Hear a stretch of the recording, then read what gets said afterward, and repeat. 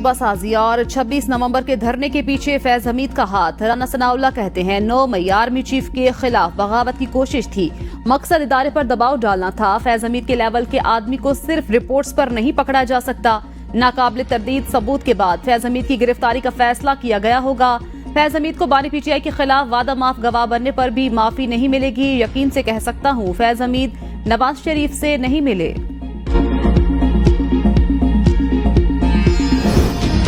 General Bajwa को extension देने पर कौम से माफी मांगते हैं रहनुमा पीटीआई असद कैसर। कहते हैं चीफ जस्टिस की मुद्दत मुलाजमत में तौसी किसी सूरत कबूल नहीं, एक्सटेंशन का मामला होना ही नहीं चाहिए। 1 पॉइंट एजेंडे पर तमाम जमातों को इकट्ठा करना चाहते हैं।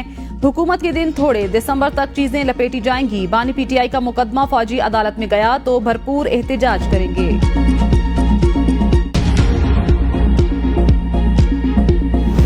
9 मई को साजिश के तहत मुसल्हा बगावत बर्पा की गई। इतना बड़ा सानहा और सजा और जजा का अमल 16 माह से मफलूज, कानून जरगमाल। वजीर दिफा ख्वाजा आसिफ कहते हैं पाकिस्तान में अमलदारी जाती ख्वाहिशात की है, आइन और कानून बेतौकीर, रियासत अब मोहतरम नहीं। बरतानिया में हालिया फसादात ने कई शहरों को अपनी लपेट में लिया, लेकिन अदालती निजाम की हुकूमत की मावनत से यकीनी बनाया रिट चैलेंज करने वाले कानून की गिरफ्त से बच ना सकेंगे।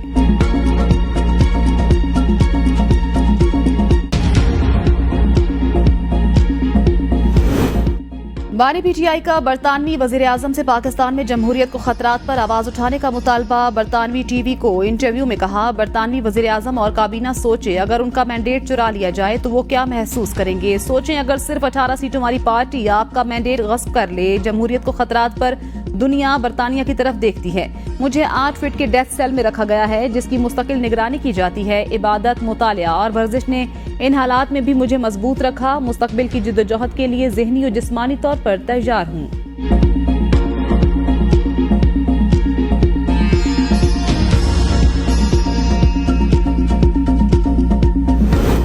बिजली बिलों में रिलीफ पर तनकीद, बात बढ़ गई, वजीर आजम भी बोल पड़े। शहबाज शरीफ कहते हैं पंजाब के रिलीफ का विफाकी हुकूमत से कोई लेना देना नहीं। पंजाब के बिजली रिलीफ पर तनकीद सुनकर अफसोस हुआ। केपी हुकूमत और दूसरे सूबे पंजाब की पैरवी में ऐसा रिलीफ दें। अवाम की सहूलत के कामों पर सियासत नहीं होनी चाहिए। पंजाब हुकूमत ने अपने तरक्याती बजट से 45 अरब रुपए निकाल कर 2 महीने के लिए सारिफीन को सब्सिडी दी।